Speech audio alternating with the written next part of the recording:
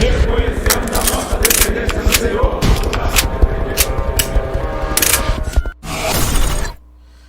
Fala, senhores, bom dia, boa tarde, boa noite, boa madrugada para você que está aí se preparando para a prova, para o seu concurso. Bem-vindos para mais uma aula de Direito. Vamos dar continuidade à análise aqui do princípio da insignificância da bagatela, tá? A gente parou aqui na parte dos requisitos, né, que foram criados pelo STF, tanto o requisito objetivo como subjetivo, já analisamos todos. Vamos avançar. Vejamos alguns casos importantes em relação à aplicação do princípio da insignificância. Temos aqui, senhores, o primeiro, princípio da insignificância versus agente reincidente.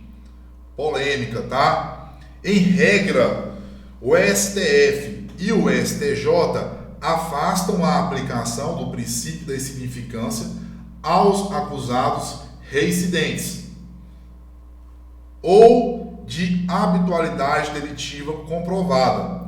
Vale ressaltar, no entanto, que a reincidência não impede por si só que o juiz da causa reconheça a insignificância penal da conduta à luz dos elementos dos casos concretos.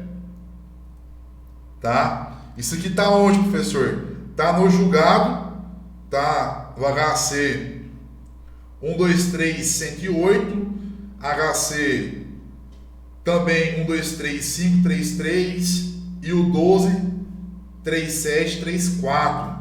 Foi julgado pelo plenário do STF em 2015, tá? Foi julgado pela quinta turma em 2020. Tranquilo? Senhores, com relação a este ponto aqui, primeira observação, com relação à habitualidade, tá? Eu tenho a reincidência e a habitualidade, tá?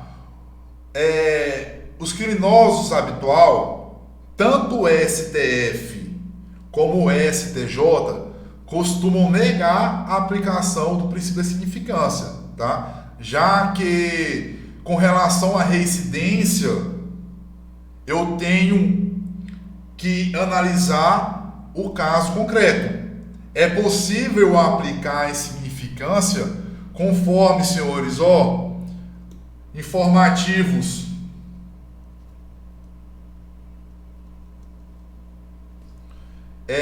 911, informativo 973,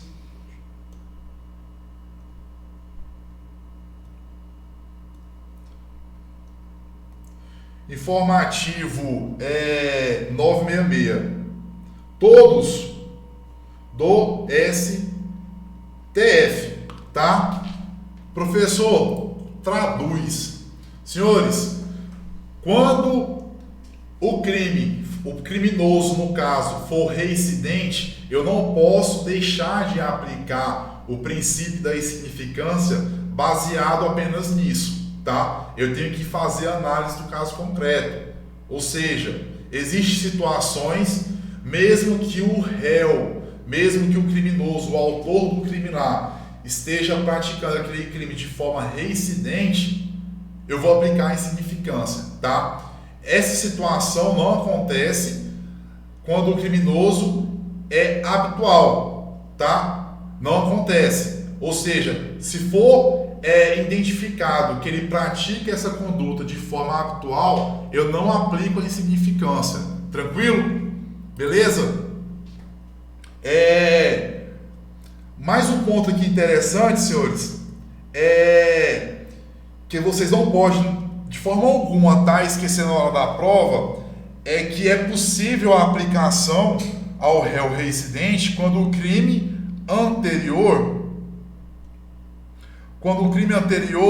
tutelava bem jurídico distinto do patrimônio, tá? Quando eu falo disso aqui, senhores,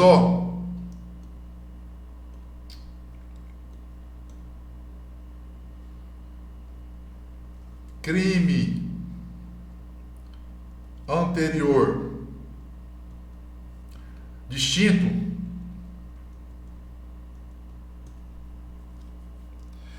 eu estarei falando da teoria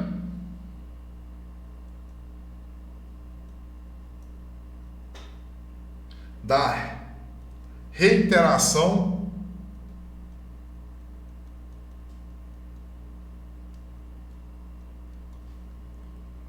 não cumulativa de condutas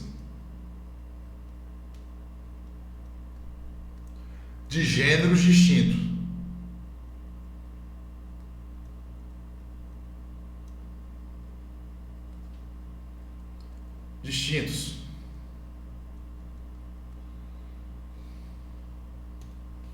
Tá? Ou seja, a fonte da expressão aqui, senhores, ela foi retirada de um julgado, que inclusive se vocês quiserem anotar, tá? O julgado do STF, o HC 14723. Tranquilo? O relator desse julgado, salvo engano, foi até o Teori Zavascki. Tranquilo? Então, toda vez que vocês se depararem com essa situação da aplicação do princípio da insignificância ao agente reincidente, lembrem, primeira coisa, se o crime se o crime anterior é distinto, tá? Eu aplico a teoria da reiteração no cumulativo das condutas. Logo, eu posso aplicar o princípio da insignificância, tá? Além disso, ainda, mesmo que a conduta seja semelhante, eu devo analisar o caso concreto, tá? Em quais situações, professor? Na situação de reincidência. Se for de habitualidade, se for um criminoso habitual, eu não aplico a insignificância. Dúvidas? Não, né, senhores? Pode avançar, né? Continuando. Princípio da insignificância versus furto qualificado. Senhores, aqui é o seguinte, tanto o STF como o STJ, via de regra, entendem não ser possível a aplicação do princípio da insignificância no furto qualificado, pois falta o requisito do reduzido grau de reprovabilidade do comportamento, tá? É um dos requisitos do que, senhores? Requisitos objetivos lá que foram criados, que foi criado inclusive pelo STF para a aplicação da insignificância, tá? No entanto, recentemente o plenário do STF analisou a questão e entendeu que não há como fixar tese sobre isso, que também deve ser analisado o caso concreto, ou caso a caso, entendeu? Ou seja, em outras palavras, dependendo do caso, senhores, haverá a possibilidade de aplicar o princípio da insignificância ao furto qualificado, tá? A decisão da jurisprudência é mais ou menos nesse sentido, tá bom? Em regra, não se aplica o princípio da insignificância ao furto qualificado, salvo quando presente circunstâncias excepcionais que recomende a medida, tá? A despeito da presença da qualificadora no crime de furto, ela possa, à primeira vista, impedir o reconhecimento da tipicidade material, que é a tipicidade adquirida pela aplicação do princípio da insignificância, tá? A análise conjunta das circunstâncias pode demonstrar a ausência de lesividade, tá? Se ausente a lesividade no crime de furto qualificado, eu posso aplicar a insignificância. Tá bom? Professor, onde que está isso? Quem que decidiu isso aqui? Senhores, a decisão disso aqui está lá no HC 55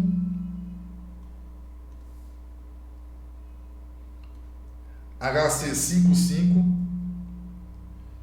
3872, tá? Julgado pelo STJ, quinta turma, tá? No informativo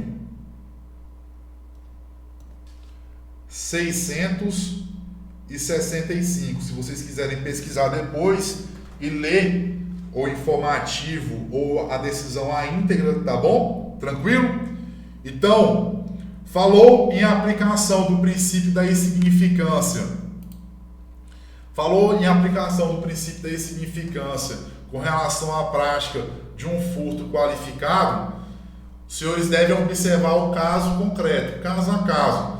Se o furto, mesmo qualificado, encontra-se ausente a lesividade daquela conduta, eu posso assim aplicar o princípio da insignificância. Tranquilo?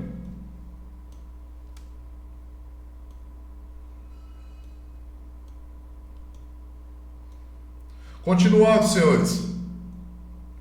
Insignificância versus bens jurídicos difusos e coletivos. Senhores, em regra, se o bem jurídico é difuso ou coletivo, os tribunais superiores vêm entendendo pela não aplicação do princípio da insignificância, pois se estaria atingindo a coletividade e, portanto, não caberia a insignificância da lesão. Além disso, normalmente, os crimes contra bens jurídicos difusos e coletivos são crimes de perigo abstrato, motivo pelo qual de perigo presumido pelo legislador, tá? Professor, me dá exemplo, então, de crimes difusos e coletivos. Aqui, senhores, ó. Crime de moeda falsa.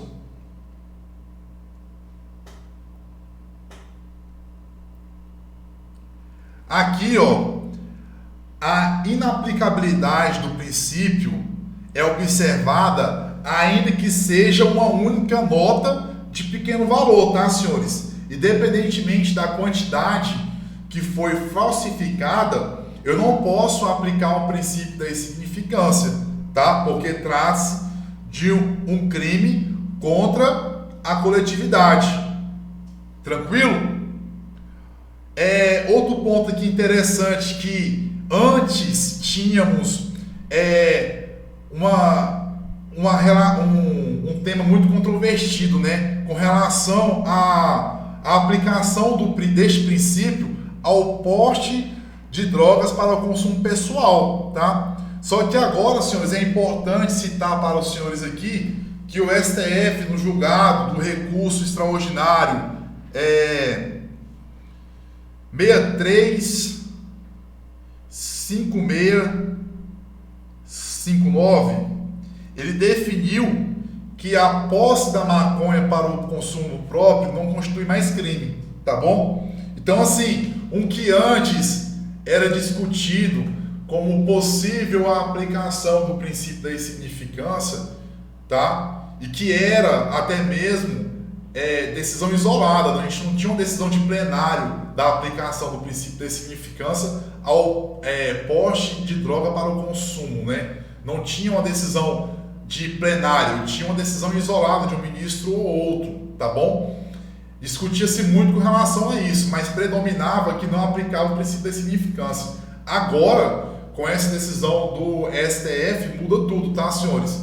Eu não tenho mais uma conduta criminosa o porte para o consumo de drogas. Eu não vou aprofundar muito nesse assunto, porque ele vai ser debatido na lei de drogas lá, tá, senhores? Quando a gente for analisar a lei de drogas, o artigo 28. Tranquilo? Outro ponto aqui, professor, outro crime contra bens difusos e coletivos aqui, que é um ponto interessante, crimes ambientais, tá? Crimes ambientais. Aqui, senhores, em regra, tá? Ela vai ser uma regra investida. Como assim, professor? Nos crimes contra bens jurídicos coletivos, não se aplica o princípio da significância. É o que está descrito aqui em cima, né, senhores? Geralmente eu não aplico, tá? No entanto, nos crimes ambientais, essa regra é investida. Eu tenho uma regra investida. Uma vez, senhores, que os tribunais superiores adotam como regra a possibilidade de aplicação do princípio da significância em crimes ambientais, tá? Resumindo, falou em aplicação do princípio da significância em crimes difusos e coletivos. Lembra? Exemplo que também é muito cobrado em prova, que eu falei que é o primeiro, né? Moeda falsa. Independente da quantidade, eu não aplico a insignificância. Ele falsificou uma nota de R$1. Senhores, eu não aplico a insignificância. Não posso aplicar. Questão do porte de drogas, senhores, mudou tudo, tá? Mudou tudo. Tinha-se um debate onde a maioria não aprovava a aplicação deste princípio. Agora está liberado o porte para consumo, tem a quantidade lá, parece que é 40 gramas quando for maconha e tal. É um tema bastante debatido ainda, tá? Tranquilo? E quando for crimes ambientais, a regra é investida, tá? Onde eu tenho a aplicação como exceção, nos crimes ambientais, é a regra eu aplicar o princípio da insignificância. Tranquilo? Vamos avançar, senhores.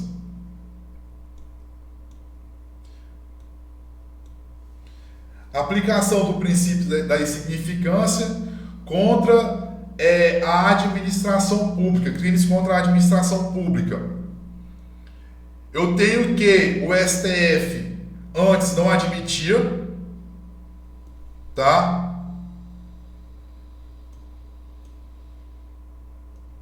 O STF antes não admitia, mas possui atualmente decisões recentes, tá? Admitindo, como por exemplo, em caso de peculato.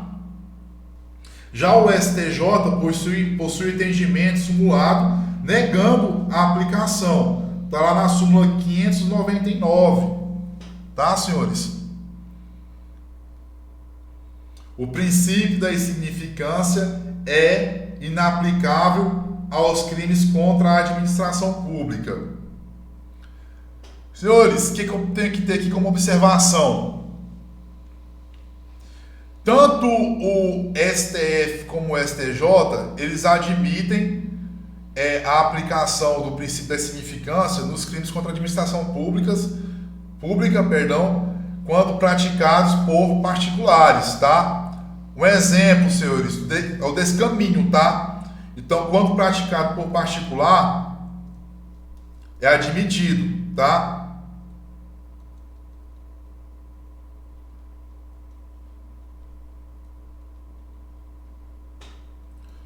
Um exemplo é o descaminho, que apesar de ser um crime tributário, ele está topograficamente lá dentro dos crimes, né, na parte da administração pública, é um crime tributário, mas ele está inserido topograficamente, vai que não saiu, topograficamente ele está inserido lá no título dos crimes contra a administração pública, tranquilo? Professor, eu tenho que ter mais alguma atenção aqui? Tem, tá? O HC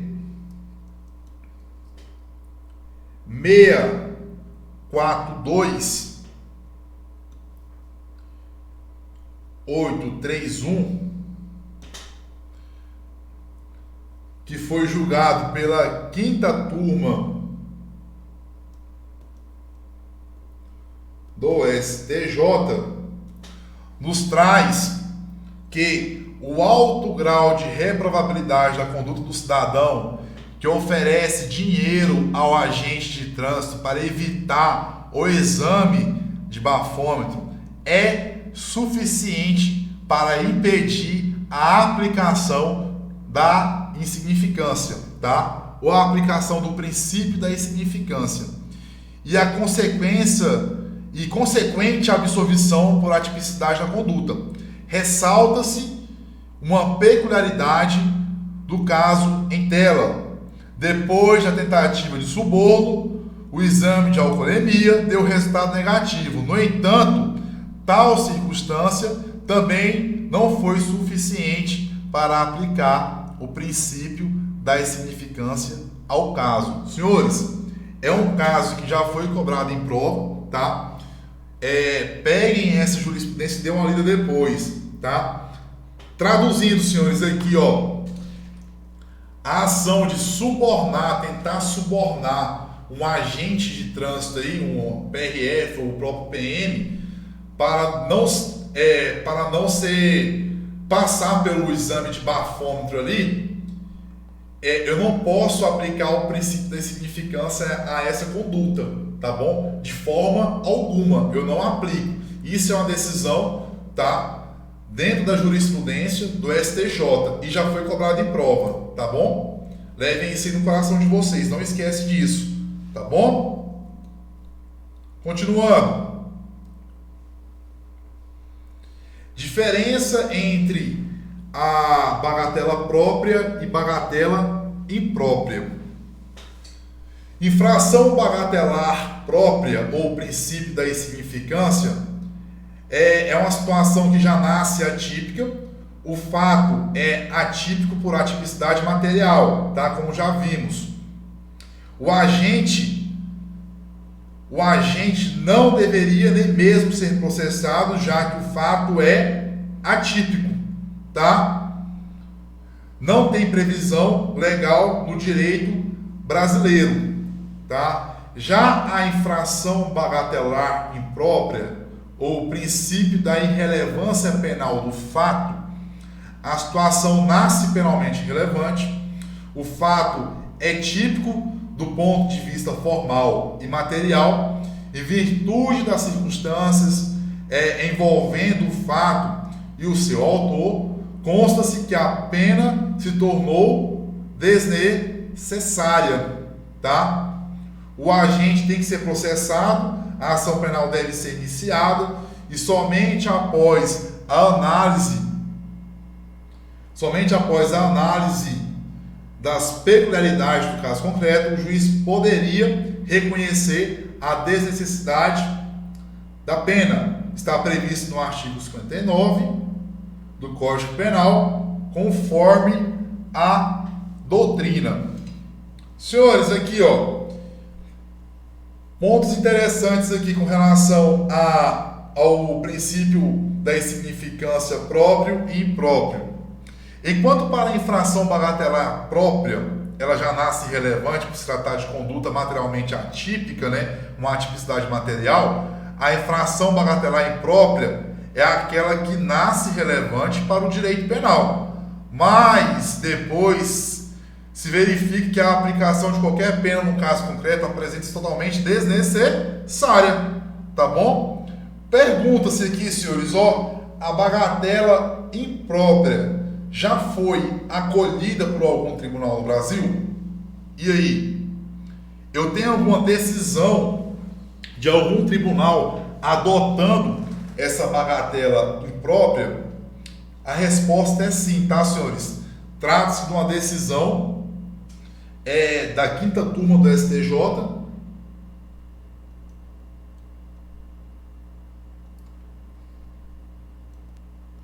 STJ, confirmando a decisão de primeira e segunda instância, tá? O número do julgado é uma ARESP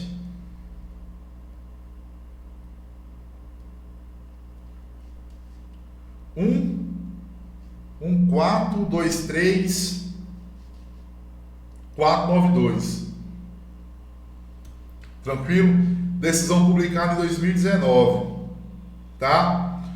Os doutrinadores, senhores, costumam trazer como exemplo do princípio da insignificância imprópria o caso, por exemplo, do rapaz, do dono de casa, que está saindo de casa com seu veículo e acaba atropelando o seu filho, o seu bebê, uma criança, né? Sem intenção. Perceba, senhores, vamos pegar como exemplo aqui o Mourão. Se o Mourão tivesse um filho, o Mourão não tem filho ainda, mas vai ter, em nome de Jesus, profetizado em Mourão, vai ter vários filhos. Mourão tem um filho lá de 2, 3 anos, senhores. Mourão vai tirar o carro dele para ir trabalhar, não consegue ter a visão completa do que está atrás do carro dele, porque todo carro tem ponto cego, tá? Ao dar ré no seu veículo, ele atropela o seu filho. Senhores, é um fato típico? Tem conduta, beleza, tem conduta, mas vamos verificar a conduta do Mourão, senhores. Existe dolo nessa conduta? Não, ele não tinha intenção de matar, né? Ele não tinha vontade de matar. Existe culpa?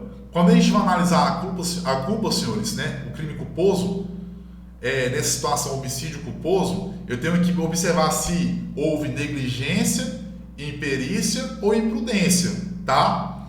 Nesses 3 aqui, eu consigo encaixar a conduta do Mourão em algum desses 3? Não, ele não foi negligente, porque ele podia até mesmo ter observado atrás, pelo retrovisor, se havia alguém. O que aconteceu é que o filho dele estava num ponto cego. Ele não tinha um controle daquela ação, correto? Então aconteceu uma conduta. Senhores, o Mourão vai ser processado? Vai. Ele vai responder o crime? Vai. Mas lá na frente, senhores, quando o juiz for sentenciar, ele vai perceber que o sofrimento que o Mourão está tendo por ter perdido um filho é muito grande. Entendeu? Ele não tinha intenção de perder aquele filho dele. E ao notar aquilo, qual que seria a função da pena? Eu vou penalizar um pai que matou o filho sem intenção, sem dolo, sem culpa. Eu vou penalizar ele para quê? Existe pena maior do que ter perdido um filho, senhores, nessa situação? Não, né? Então, esse é o exemplo que alguns doutrinadores trazem com relação à aplicação do princípio da insignificância imprópria, tá, senhores? Dando continuidade. Princípio da ofensividade ou da lesividade. Senhores, princípio da ofensividade. O princípio da ofensividade exige que do fato praticado ocorra lesão ou perigo de lesão ao bem jurídico tutelado, sendo certo concluir que o direito penal não deve se ocupar de questões éticas, morais, religiosas, políticas e filosóficas. Assim, em razão do princípio da lesividade, proíbe-se a criminalização de pensamento, cogitação, direito à perversão, a criminalização de condutas que não tenham caráter transcendental, vedação à autolesão, a criminalização de meros estados existenciais, criminalização de pessoa pelo que ela é, tá? Exemplo é a revogação da contravenção da mendicância. Continuando, senhores. Princípio da alteridade. Senhores, só um ponto importante aqui, após o princípio da insignificância, a gente entrou na esfera, tá? Em tempo aqui, né, senhores? A gente entrou na esfera de análise dos princípios relacionados com o fato do agente, tá bom? Entramos na análise dos princípios relacionados com o fato do agente. O primeiro é esse, tá bom, senhores? Que é o princípio da ofensividade. Continuando, princípio da alteridade.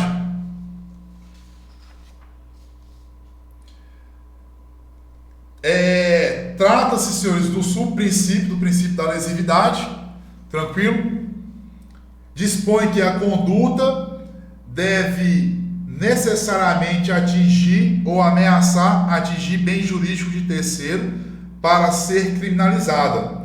Deve transcender a esfera do próprio agente e, por isso, o direito penal não pune a autolesão. Tá bom? Senhores, vamos dar uma pausa para vocês darem uma respirada, tá? Vai lá na sua cozinha, faz um cafezinho, volta, tá? Que eu vou estar aguardando vocês no próximo bloco aí, tá bom, senhores? Fiquem com Deus e até o próximo bloco, tá? Avança!